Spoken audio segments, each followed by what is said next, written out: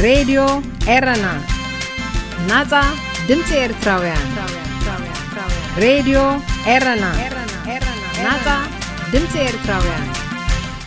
ኣብ ከተማ ኣስመራ ካብ ዝሓለፈ እዋናት ንላዕሊ ሕፅረት ዝስተማይ ኣጋጢሙ ከም ዘሎ ምንጭታት ሬድዮ ኤረና ገሊፆም። መንግስቲ ኤርትራ ብዝሓለፉ ዓመታት ግቡእ ቀረብ ኣገልግሎት ማይን ኤሌክትሪክን ከቕርብ ከም ዘይጸንሐ ዝፍለጥ ኮይኑ ኣብዚ ቅንያት ዝግና ብተዛማዲ ደሓን ዝኾነ ክራማት ብምምፅኡ ህዝቢ ተስፋ ገይሩ ከም ዝጸንሐም ነዚ ሓበሬታ ዝለኣኹ ምንጭታት ዝሕብሩ። በዚ ዝተረኣየ ክራማት ህዝቢ ብዝከኣሎ ናይ ዝናብ ማይ ብምዕቃብ ንመተሓጻጸብን ካልእ ኣገልግሎታትን ክጥቀመሉ እኳ እንተጽንሐ ዝስተ ማይ ንምርካብ ግና ኣዝዩ ተጻጊሙ ከም ዘሎ ይሕበር።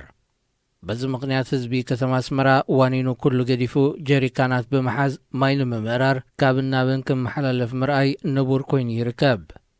ሓለፍቲ መንግስቲ ኤርትራ ማሕበራዊ ፍትሒ ንምንጋስ ንሰርሕ ኣለና ክብሉ ብዙሕ ግዜ ዝስምዑ እኳ እንተኾኑ ፕረዚደንት ኢሳያስ ኣብ ሓደ እዋን ማይ ኣይኮነን ዝመጻካ ንስኻ ኢኻ ናብ ማይ ዘለዎ ትኸይድ ብምባል ኣብ ከተማታት ንዝነብር ህዝቢ ዘሕልፎ ዘሎ ሕሰም ግዲ ከም ዘይብሉ ኣፍሊጡ እዩ።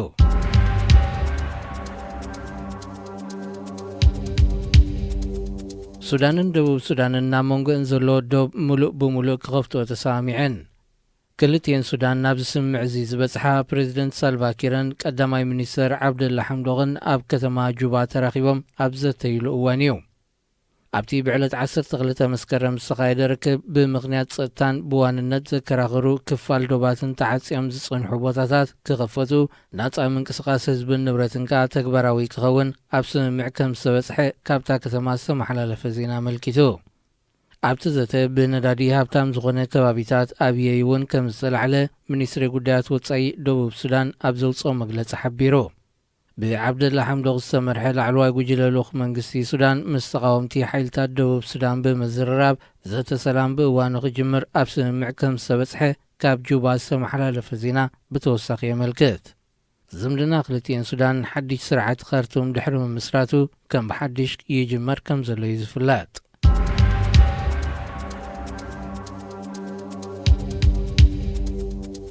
ኣብ ኢትዮጵያ ኣብ ልዕሊ ሓደ ናይ ፖሊስ ነቑጣ ብዝተኻየደ ናይ ቦምባ መጥቃዕቲ ብውሕዱ 9 ሰባት ከም ዝቆሰሉ ማዕከናት ዜናታ ሃገር ገሊፀን። እቲ ኣብ ከተማ ቡራዩ ዝርከብ ነቑጣ ፖሊስ ዝተኻየደ ናይ ቦምባ መጥቃዕቲ ብሓሙስ 12 መስከረም ምሸት ከም ዘጋጠመ ተገሊጹ። ክፍሊ ርክባት ምምሕዳር ኦሮምያ ብዝሃቦ መግለፂ ምስ መጥቃዕቲ ብዝተኣሳሰር 22 ሰባት ኣብ ትሕቲ ቀይዲ ኣትዮም ኣለዉ። እዚ ሓድሽ ዓመት ኢትዮጵያ ኣብ ዝኽበረሉ ዝነበረ እዋን ዝተኻየደ መጥቃዕቲ ቦምባ ብፍላይ ኣብ ከተማ ቡራዩ ንፈለማ እዋን ከም ዘይኮነ ይግለጽ። ዝሓለፈ ዓመት ልክዕ ከምዚ እዋን ኣብቲ ከባቢ ብዝተረኣየ ዓሌታዊ ግጭት ብውሕዱ 60 ሰባት ክሞቱ እንከለዉ ብኣሽሓት ዝቝጸሩ ኸ ካብ ቤት ንብረቶም ተመዛቢሎም እዮም። እቶም ኣብ ትሕቲ ቀይዲ ኣትዮም ዘለዉ 22 ሰባት ምስ ግንባር ሓርነት ኦሮሞ ዘደናገጹ እዮም ክብላ ምስ መንግስቲ ቅርበት ዘለዎን ማዕከናት ዜና ኢትዮጵያ ይገልጻ። ምስ ሬድዮ ኤረና ይኹም ዘለኹም ዝኸበርኩም ሰማዕትና፣ እዚ ሰሙናዊ ፍጻሜታት እዩ። ኣብ ናይ ሶኒ ፍጻሜታት ኣብዚ ዓለም ካብ ዘለዋ 288 ሃገራት እታ ዝተሓተ ኣገልግሎት ኢንተርነት ዘለዋ ሃገር ሰሜን ኮርያ ኣህጉራዊ ማሕበር ቴሌኮሙኒኬሽን ብዘቕረቦ መጽናዕቲ መሰረት 25 ሚልዮን ብዙሕ ህዝቢ ኣብ ዘለዋ ሰሜን ኮርያ እቲ ኣስታት 20,000 ወይ ድማ 0.1 ጥራዩ ኣገልግሎት ኢንተርነት ክረክብ ኪሉ ንሰሜን ኮርያ ስዒባ ዝወሓደ በዝሒ ተጠቃሚ ኢንተርነት ዘለዋ ሃገር ኤርትራ ምዃና እቲ ኣብ ትሕቲ ሕቡራት ሃገራት ዝተሓቆፈ ማሕበር የመልክት። እዚ ማለት ድማ ካብ ኣስታት 5 ሚልዮን ብዙሕ ህዝቢ ኤርትራ እቲ 1.3 ሚእታዊት ወይ ድማ እቲ 52,000 ጥራዩ ተጠቃሚ ኢንተርነት ክኸውን ዝኽኣለ። ብኣንጻር ሰሜን ኮርያን ኤርትራን ኣብ መንጎ ስጳኛን ፈረንሳን ተቐርቂራ ትርከብ ንእሽቶ ሃገረ ኣንዶራ ኣብዛ ዓለም ካብ ዘለዋ ሃገራት እታ ዝበዝሐ ተጠቃሚ ኢንተርነት ዘለዋ እያ። እዚ ሃገር 77,000 ዝግመት ብዙሕ ህዝቢ ክህልዋ እንከሎ እቲ 98.9 ተጠቃሚ ኢንተርነት እዩ። ኣይስላንድን ኖርዌይን ነዚ ሃገር ስዒበን ነፍሲ ወከፈን 98.6 ከምኡ ድማ 98.4 ሚእታዊት ካብ በዝሒ ህዝበን ስሩዕ ኣገልግሎት ኢንተርነት ይረክብ።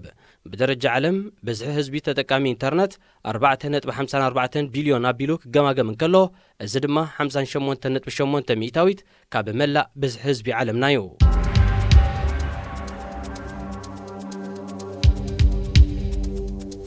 بقدام 14 مسكرم ندادي ابزعدنلو كلته كبابتا سعود عرب دحر استخايده ناي سب البو بررت متقعتي ايد ايران كم زلوو امريكا وقيسا حوتي قدمون ايت متقعت حلفنت كوان توسده امريكا غنا ايد ايران علوو كتب المجلس وصيا سعود عربون نستقتلا اتي ناستات فرقي كاب فريات نداديا سناخيل زلو متقعتي ايد ناي وص هاغرات كم زلوو تقيسالا حدش منستر نداد خوينوس تشمه عبد العزيز بن سلمان ابزابو مجلسي يتمتقعتي معلتاوي 5.7 مليون برميل ندادي كم مفراي السناخيلو يغون بر قبل على السبز بصح غدات يلن اتمتقعت استقايده نغوس سلمان نودو عبد العزيز منستر نداد خوينو خغلغل كاب شملو حيدت معلتات صنيحيو قبل علي معرفو نفرتن عدنا نداد زكايدلو بوتاتاتن بسب البو بررتي نص متقعتات ككايد صنح حوتي ازي ابز سالست زكايدو اتي زعبيو نتمتقعت المكياد 10 ناي سب البو متقعتات كم زكايده زحبر حوتي انصارو كينات نتقصيلو اتغبر ملتي كحيل مخانوات انققو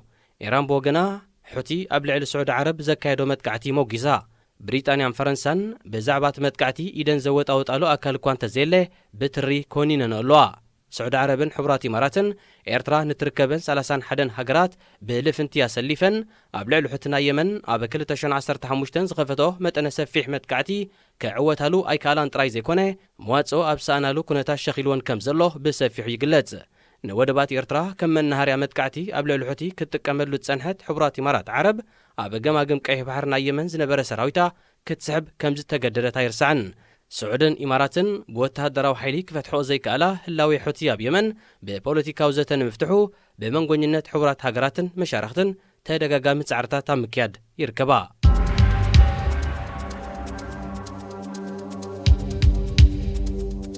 بريزيدنت رسم حدار سوماليلاند موسى بيحي ناب جيبوتي وقعونا يسرح مبصح كايدو ات بريزيدنت بسنبت 15 مسكرم ناب جيبوتي دحر مئتو مس بريزيدنت هاجر اسماعيل عمر قال اب زمدنا سومالن سوماليلاندن كوم دما حفشاو قدات قرن افريقيا متكوار كم زته تحبيرو منقس جيبوتي ن بريزيدنت رسم حدار سوماليلاند بوتهدراو سلف استسنه ملؤ ناي بريزيدنت بروتوكول اقبابلا مكبارو كم ناص هاجر افلطو زهبا يزمسل كبلو تعذب تريتوم يبم رسم حدار سوماليلاند كاب شانجات 290 حيزه كاب سومال دات فلمبر بمحبرسب عالم كم هاجر ملو افلطو اي رقبتن اتارسم حدار مس حبرات امارات اثيوبيان كالوت هاجراتن اودبن كالن زتكور زمدناتات تجبر كم زلا زفلط كوينو فدرلاو منغس سومال وترو تقامو مس اسمعيو مس راديو إيرنا كم زلكم زخبركم سمعتنا ازي سومنا فصاميتاتيو ام ناي سولس فصاميتات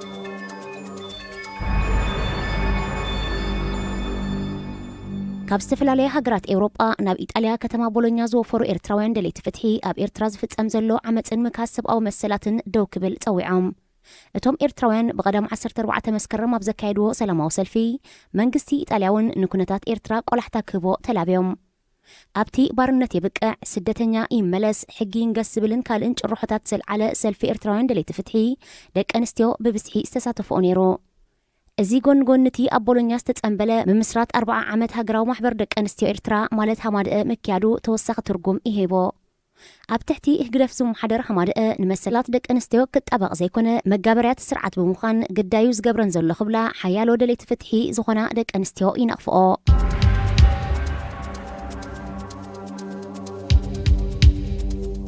መንግስቲ ኬንያ ዘይሕጋዊ ንግድን ምቁጻር ምስ ኢትዮጵያ ዘረኸቦ ክልተ መስመራት ከም ዝዓፀወ ማዕከን ዜና ስታንዳርድ ሓቢሩ እቲ ኣብ ከባቢ ሞያለ ተዓፂ ዘሎ ጽርግያታት ካብ ክልቲኡ ወገናት ዝንቀሳቐሱ ነጋዶ ግብሪ ከይከፈሉ ይሓልፉ ምህላዎም በዓል መዚ ኣታዊታት ሃገር ድሕሪ ዘቕርቦ ጥርዓንዮ መዓልታዊ ካብ 30 ክሳብ 50 ናይ ጽዕነት መካይን በቲ መስመር ከም ዝመላለሳ ዘመልከተት በዓል መዚ ግብሪ ዝኸፍላ ግና ሒደት ምዃነን ኣገንዚቡ ዘይሕጋዊ ንግዲ ዘመላለሱ ወነንቲ ዓበይቲ መካይን እቲ ኬላታት ዘለዎ ኣውራ ጽርግያታት እናጎሰዩ ካልእ መንገድታት ክጥቀሙ ጽንሖም እዩ እቲ በዓል መዚ ዝወቀስ እቲ መስመራት ኣብዚ እዋን እዚ ብትሪኮላታን ካልእ ሓጹራትን ተዓጺኾም ዘለውን ኣፍሊጡ እቲ በዓል መዚ ኣቐዲሙ ኣብቲ ዞባ ምስ ዝርከቡ ሓይልታት ጸጥታ ነጋዶ ነበርትን ብዛዕባ ዶብ ሰገረ ንግድን ምእካብ ግብርን ብዝምልከት ዘተኸካይድ ጸኒሑ ኬንያውያን ካብ ኢትዮጵያ ከም ሰሜንቶን ኣካልን ዝኣመሰለ ነገራት በዚ መስመር ዝኸእትውን ከለው ኢትዮጵያውያን ከዓ ከም ዘይቲ ጽሟቕ ሳሙና ኮቦርታን ካልእን ካብ ኬንያ የምጽኦ በዚ መስመር ካብ ዝመላለስ ዘይሕጋዊ ንግዲ መንግስቲ ኬንያ ኣስታት 30 ሚልዮን ሽሊንግ ወይ ልዕሊ $200,000 ግብሪ ይስእን ከም ዘሎ ንበዓል መዚ ዞባ ሞያለ ብምጥቃስ እቲ ማዕከን ዜና ኣተሓሳሲቦ።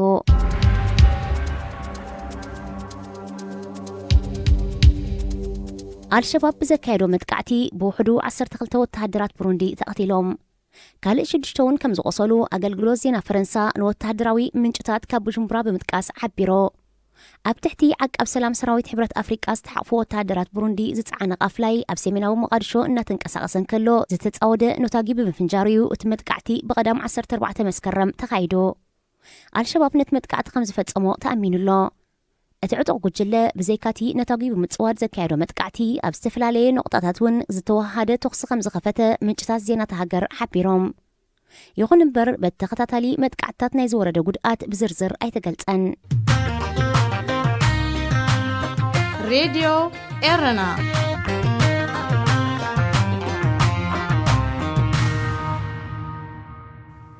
መንግስቲ ኤርትራ ንናይ ብሕቲ ጋዜጣታት ብምዕጻው ንዳለውተንን ጋዜጠኛታትን ከምኡ ድማ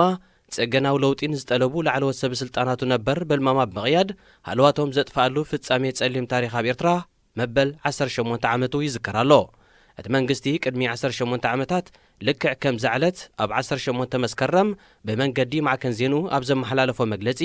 ካብ 18 መስከረም 2001 ኣትሒዘን ናይ ብሕቲ ጋዜጣታት ንግዚኡ ደው ከም ዝበላ ብምሕባር ነዳለውተንን ጋዜጠኛታተንን ከካብ ዝነበርዎ እናሃደነ ናብ ቤት ማእሰርቲ ከም ዘእተዎም ኣይርስዓን። ኣዳለውቲ ናይ ብሕቲ ጋዜጣታትን ጋዜጠኛታተንን ከምኡ ድማ ሰበስልጣን እቲ መንግስቲ ነበርን ናብ ቤት ማእሰርቲ ካብ ዝኣተውሉ ኣብ ወርሒ መስከረም 2001 ናብ ቤት ፍርዲ ከም ዘይቀረቡን መንግስቲ ኣብ ልዕሊኦም ዝወሰዶ ስጉምቲ ዝኾነ ሕጋዊ መስርሕ ከም ዘይተኸተለን ይፍለጥ። ኣብ ልዕሊ እዚ እቲ መንግስቲ ነዞም ዜጋታት ስድራ ቤታቶም ኣብ ዘይበጽሕዎምን ዳህዮም ኣብ ዘይፍለጥን ሃልዋቶም ኣጥፊዎም ኣሎ። ሓያሎ ካብዞም ጋዜጠኛታትን ሰበስልጣን ነበርን ብሰንኪ ኣረሜናዊ ኣተሓዛት ስርዓት ህይወቶም ከም ዝሓለፈ ዝግለጽ። ጋዜጠኛታትን ሰበስልጣን ነበርን ን18 ዓመታት ዳህዮም ዘጥፈ መንግስቲ ኤርትራ ብሰንኪቲ ኣብ ልዕሊ ዜጋታቱ ዝፍጽሞ ዘሎ ኣረሜናዊ ተግባራት ቅድሚኡ ዝነበሩ ናይ መግዛእት ስርዓታት ዘይፈጸምዎ ምዃኑ ዘተሓሳሰቡ ሓያሎ ኤርትራውያን 18 መስከረም ዝኽሪ ፍጻሜ ጸሊም ታሪኽ ስርዓት ህግደፍ ኮይና ብወለዶታት ክትዝከር ለብዋታት ኣመሓላሊፎም። ድሕርዚ ተስፋ ዴሞክራሲ ዘጸልመተን ምጋስ መሰል ዜጋታት ዘጋደን ናይ 18 መስከረም ፍጻሜ ጸሊም ታሪኽ ኣብ ኤርትራ ቅድሚዚ ኣብ ዝኾነ ይኹን እዋን ኣብ ግዜ መግዛእት ስርዓታት ሃይለ ስላሴን ደርግን እውን እንተኾነ ተራእዩ ዘይፈልጥ ዋሕዚ ኤርትራውያን ናብ ስደት ግኑን ተርእዮን ምስልን ኤርትራ ኮይኑ ይርከብ። ኣብዘን ዝሓለፈ 18 ዓመታት ኣብ ኤርትራ ብጉዳይ ሃይማኖት፣ ስግረዶብ፣ ፖለቲካን ካልእን ኣሽሓት ዜጋታት በብእዋኑ ተኣሲሮም እዮም።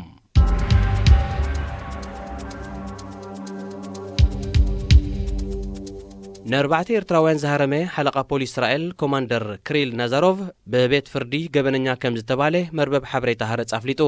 እቲ ሓለቓ ፖሊስ ኣብ መስከረም 2016 ኤርትራውያን ናብ ዝነበርዎ ባር ድሕሪ ምእታው ንኹሎም ብጉስጢ እናሃረሞም ናይ ጸጥታ መቆጻጸሪ ተተካል ካሜራ ይሰኒድዎ። እቲ ክሱስ ብ16 መስከረም ኣብ ቤት ፍርዲ ኣብ ዝቐረበሉ እቲ ዝፈጸሞ ተግባር ካብ ሓደ ኣብ ዴሞክራስያዊት ሃገር ስርዓትን ሕግን ክኽብር ዝተመዘዘ ሰብ ዘይትጽበዮ ኣነዋሪ ተግባር ክብል ዳኛ ነቒፍዎ። እንተኾነ ንሱ እቶም ኤርትራውያን ክሃርሙኒ ምጀመሩ እየ ግብረ መልሲ ጀሚረ ኢሉ ክምጉት እኳ እንተፈተነ ዝተቐርጸ ቪድዮ ከም ዘርእዮ ግና ናብቲ ባር ኣትዩ ድሕሪ 12 ሰከንድታት ጥራዩ ብጉስጢ ክትህራረም ጀሚሩ። ቤት ፍርዲ እስራኤል እቲ ሓለቓ ፖሊስ ገበነኛ ኮይኑ እኳ እንተረኸቦ እንታይ ዓይነት መቕጻዕቲ ከም ዝብይነሉ ኣይተፈልጠን።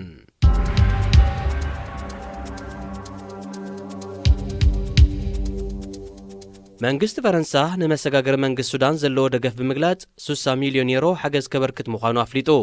እቲ መንግስቲ ነዘፍለጠ ሚኒስተር ጉዳያት ወጻኢ ዦን ኢቭ ሌድሪያ ብሶኒ 16 መስከረም ናብ ካርቶም ድሕሪ ምብጽሕ እዩ። ንሱ ምስ ቀዳማይ ሚኒስተር ሱዳን ዓብደላ ሐምዶቕ ኣብ ዝተራኸበሉ ኣብ ሓዳስ ሱዳን ኢና ዘለና፣ ነዛ ሓዳስ ሱዳን ዘሎና ደገፍ ድማ ነረጋግጽ ክብል ቃል ኣስሚዑ። ፕረዚደንት ፈረንሳይ ኢማኑኤል ማክሮን ንቀዳማይ ሚኒስተር ሱዳን ዓብደላ ሐምዶቕ ናብ ፓሪስ ክበጽሕ ወጋዊ ዕድመ ከም ዘቕረበሉ ኣቐዲሙ ኤምባሲ ፈረንሳ ካብ ካርቱም ምግላጹ ይዝከር። ሃገራት ኤውሮጳ ንመሰጋገሪ መንግስቲ ሱዳን ዘለዎን ደገፍ ብምርግጋጽ እቲ ሃገር ናብ ጎደና ዴሞክራሲ ክትምርሽ ክትሓጋገዛ ምዃነን እየን ዝገልጻ። ሚኒስተር ጉዳያት ወጻኢ ጀርመን ሄኮ ማስ ብ3 መስከረም ኣብ ዘካየዶ ተመሳሳሊ ዑደት ንሱዳን ናይ 15 ሚልዮን ዩሮ ሓገዝ ተመባጽዑ። ሚኒስተራት ጉዳያት ወጻኢ ፈረንሳይን ጀርመንን በብወገኖም ምስ ሚኒስተር ጉዳያት ወጻኢ ሱዳን ኣስማ ዓብደላ ዝተራኸብሉ ኣብ ልዕሊ ሱዳን ጸኒዑ ጸንሐ እገዳታት ክልዓል ድፊት ክገብሩ ምዃኖም ቃል ኣትዮም ኣለዉ ምስ ሬድዮ ኤረና ይኹም ዘለኹም ዝኸበርኩም ሰማዕትና እዚ ሰሙናዊ ፍጻሜታት እዩ ኣብ ናይ ሐሙስ ፍጻሜታት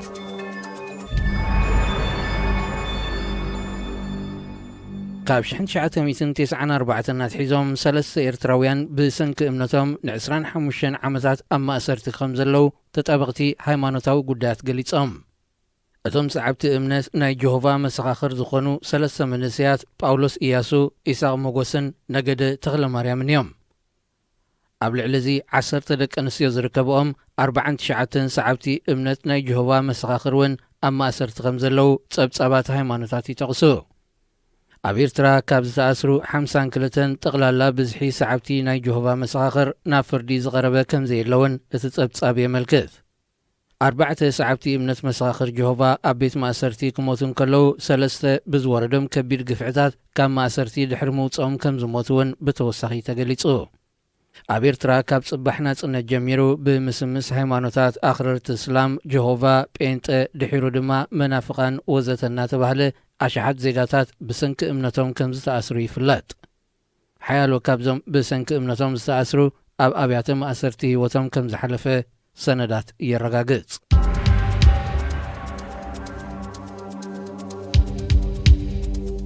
ኢትዮጵያ እተሃንጾ ዘላ ዲጋ ተሃድሶ ካብ ናይል ብዝፈሰሰ ማይ ዝመልኣሉ መስርሕ ብግብፂ ንዝቐረበ እማመታት ነጺጋቶ እቲ እማመታት ንኢትዮጵያ ካብቲ ብከርሲ መሬታት ዝሓልፍ ወሓዚ ምሉእ ብምሉእ ከይትጥቀም ዝዕንቅጽ እዩ ክትብል እያ ተቃዊማቶ ኢትዮጵያ ትዲጋ ካብ 4 ክሳብ 6 ዓመታት ኣብ ዘሎ ግዜ ክመልእ መደብ ክህልዋ እንከሎ ግብፂ ግና እቲ ዲጋ ናብ ግብፂ ዝፈስስ ማይ ናይል ብዘይንኪ መልክዑ ክትመልያ እማመታት ኣቕሪባ ብሰንኪ እዚ ድማ ሚኒስትራት ሃብቲ ማይ ኢትዮጵያ ግብፅን ሱዳንን ኣብ ዝሓለፈ ሳልስቲ ኣብ ካይሮብ ዘካየድዎ ናይ ምምኽኻር ኣኼባ ብዘይፍረ ተበቲኑ ኣብ ሱዳንን ኢትዮጵያን ድሕሪ ዘጋጠመ ናይ መንግስታት ምግምጣል ኣቐዲሙ ተዓናቒፉ ዝጸንሐ ጉዳያት ኣጠቓቕማ ናይል ክውንዘፍ እዩ ዝብል ተስፋታት ኣሕዲራ ዝጸንሐት ግብፂ ብመርገፂ ሓድሽ መንግስቲ ኢትዮጵያ ከም ዘይተሓጐሰት ዲፕሎማሰኛታት የመልክቱ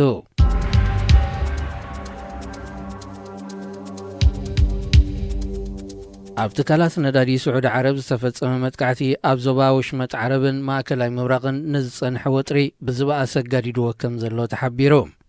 እቲ ኣብ ልዕሊ 2 ትካላት ነዳዲ ስዑድ ዓረብ ዝተፈጸመ መጥቃዕቲ ኢድ ኢራን ኣለዎ ዝብል መርገፂታት ኣሜሪካ ዝመራሒተን ሓያሎ ሃገራት ንርቡፅ ኩነታት ዞባ ካብ የመን ናብ ኢራን ከዝብሎ ከም ዝኽእል ትንታነታት ይወሃቦ ኣሎ ሚኒስተር ጉዳያት ወጻኢ ኣሜሪካ ማይክ ፖምፔዮ ድሕሪ ዝመጥቃዕቲ ናብ ስዑድ ዓረብን ሕቡራት ኢማራትን ተበጊሱ ኣሎ ሕቲ ናይ የመን ኣብ ልዕሊ ትካላት ነዳዲ ስዑድ ዓረብ ዝተፈጸመ መጥቃዕቲ ከም ዘካየዶ እኳ ብወግዕ እንተገለጸ ንግስነት ስዑድ ዓረብን ኣሜሪካን ግና ንኢራን እየን ዝኸሳ ብፍላይ ስዑድ ዓረብ እቲ መጥቃዕቲ ብኢራን ከም ዝተፈጸመ መርትዖ ከቕርብ እየ ክትብል እያ ትገልጽ እቲ መጥቃዕቲ ንፍርቂ ካብ ፍርያት ነዳዲ ስዑድ ዓረብ ክትጸሉ ብምቓሉ ዋጋታት ነዳዲ ዓለም ኣብ ዝሓለፈ ሳልስቲ ወሰኻር እዩ ይኹን እምበር እቲ ዝበጽሐ ጉድኣት ብዝቐልጠፈ ክጽገም ብምቓሉ ፍርያት ነዳዲ ስዑድ ዓረብ ናብ ንቡር ከም ዝተመልሰዩ ዝጥቀስ ዘሎ ንመጻኢ ተመሳሳሊ መጥቃዕቲ ከይመጻእ ዝሰግአት ስዑድ ዓረብ ማሕበረሰብ ዓለም ኣብ ልዕሊ ኢራን ስጉምቲ ክወስድ እያ ትጽውዕ ብኢራን ከም ዝድገፍ ዝንገረሉ ሕቲ ናይ የመን ስዑድ ዓረብ ኣብ ልዕሊ የመን መጥቃዕትን ተቐጺላ ዝኸበደ ግብረ መልሲ ክትጽበ ከም ዘለዋ ኣጠንቂቑሎ ኤርትራ ትርከበን 31 ሃገራት ብልፍንቲ ዘሰለፈት ስዑድ ዓረብ ምስ ልዕሊ 30 ቢልዮን ዝተገመተ ጽዋራ ንሕቲ ብወተሃደራዊ ሓይሊ ከተንበርክኾ ኣይከኣለትን ጥራይ ዘይኮነ ዘይተጸበየቶ ተሪር ግብረ መልሲ እዩ ዝገጥማ ዘሎ ክብሉ ወተሃደራውያን ትንትንቲ የረድኡ ምስ ሬድዮ ኤረና ይኹም ዘለኹም ዝኸበርኩም ሰማዕትና እዚ ሰሙናዊ ፍጻሜታት እዩ ኣብ ናይ ዓቢ ፍጻሜታት ኣብ ናይ ገዛ ማሕበሩ ዝርከቡ ፓትርያርክ ኦርቶዶክስ ተዋህዶ ቤተክርስትያን ኤርትራ ብፁዕ ቅዱስ አቡነ አንጦንዮስ መልእኽቲ ናብ ህዝቢ ኣመሓላሊፎም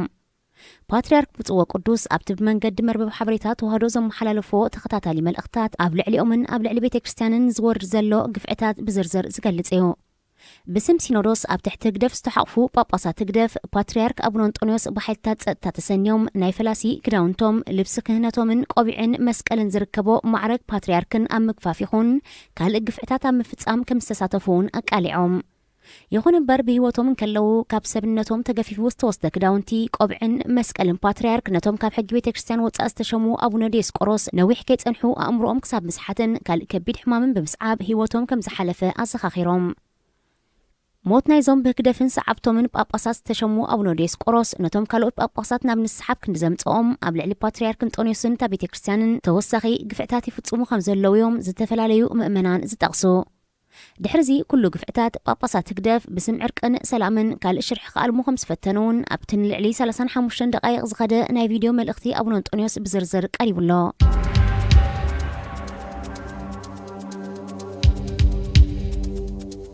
መንግስቲ ጅቡቲ ምስ ኣህጉራዊ ምትሕግጋዝ ኣስላም ኣብ ንግድን ፊናንስን ማለት ITFC ናይ ልዕሊ $600 ሚልዮን ስምምዕ ንግዲ ከም ዝኸተመት ብቋንቋ ፈረንሳ እትዳሎ መርበብ ሓበሬታ ፊናንሻል ኣፍሪክ ገሊጻ እቲ ኣብ መጀመርያ ናይ ሰሙኑ ዝተኸተመ ስምምዕ ን3 ዓመታት ዝጸንሕ ኮይኑ ብቐንዱ ኣብ ቀረብ ነዳድን ጸዓትን ዘተኮረ እዩ ኣህጉራዊ ምትሕግጋዝ ኣስላም ኣብ ንግድን ፊናንስን ኣባል እስላማዊ ባንክ ልምዓት ISTB እዩ እቲ ስምምዕ ዝተኸተመ ፕሬዚደንት ጅቡቲ እስማዒል ዑመር ገለን ኣካየዲ ስራሕ ኣህጉራዊ ምትሕግጋዝ ኣስላም ኣብ ንግድን ፊናንስን ኢንጂነር ሃኒ ሳልም ሶምቦልን ኣብ ጅቡቲ ድሕሪ ዘካየድዎ ዘተዩ ነቲ ስምምዕ ብወገን መንግስቲ ጅቡቲ ሚኒስተር ፋይናንስ ኤልያስ ሙሳ ድዋለ ብወገን እቲ ትካል ድማ ኣካየዲ ስራሕ ሃኒ ሳልም ሶምቦልዮም ከቲሞሞ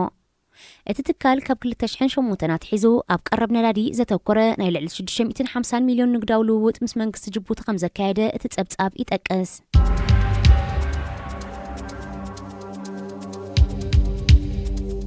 መንግስቲ ደቡብ ሱዳን ንመኽፈል ደሞዝ ዝኸውን $600 ሚልዮን ካብ ቻይና ከም ዝተለቀሐ ኣፍሊጦ ኣገልግሎት ዜና ደቡብ ሱዳን ከም ዝሓበሮ እቲ ካብ መንግስቲ ቻይና ብልቓሕ ዝመጽእ ኣስታት $600 ሚልዮን ኣብ ምኽፋል ደሞዝ ኣባላት ባይቶ ሚኒስተራት ኣዘዝቲ ሰራዊትን ካልእ ኣገደስቲ ጽሕፈታት መንግስትን ዝተዋፈሩ ሰባት ክውዕል እዩ መንግስቲ ደቡብ ሱዳን ካብ ዓመት ናብ ዓመት ደሞዝ ሰበስልጣንን ሰራሕተኛታት መንግስትን ንምኽፋል ክጽገም እዩ ዝርአ ደቡብ ሱዳን ብነዳዲ ሃብታም እኳ እንተኾነት ብሰንኪ ዘይርጉእ ጸጥታን ጸጸኒሑ ዝውላዕ ግጭታትን ዘይበቕዕ ምሕደራ መንግስትን ብልሽውናን ብስሩዕ ዓመታዊ ባጀት ክትመሓደር ዘይከኣለት ዘላ ኣብ ኣፍሪቃ ዝሓደሰት ሃገር እያ እዚ ከምዚ ኢሉ እንከሎ መንግስቲ ቻይና 163 ወተሃደራት ዓቃብ ሰላም ሰራዊት ናብ ደቡብ ሱዳን ከም ዝለኣኸት ኣገልግሎት ዜና ሽንህዋ ሓቢሩ እቶም ኣብ ሳልስቲ እዚ ናብ ደቡብ ሱዳን ዝኣተዉ ወተሃደራት ቻይና 30 ካብኣቶም ኣብ ኣገልግሎታት ጥዕና ክዋፈሩ እንከለዉ እቶም ዝተረፉ ኣብ ምጽጋን ንወተሃደራዊ ስርሒታት ዘገድሱ ጽርግያታት ማዕርፎ ነፈርትን ምህናፅ ነቑጣታትን ክሳተፉ እዮም ቻይና ብዘይካዚ ኣብ 25 መስከረሙን 168 ተወሰኽቲ ወተሃደራት ናብ ደቡብ ሱዳን ክትልእኽ እያ هذه إذاعة إرنا هنا إذاعة إرنا الدولية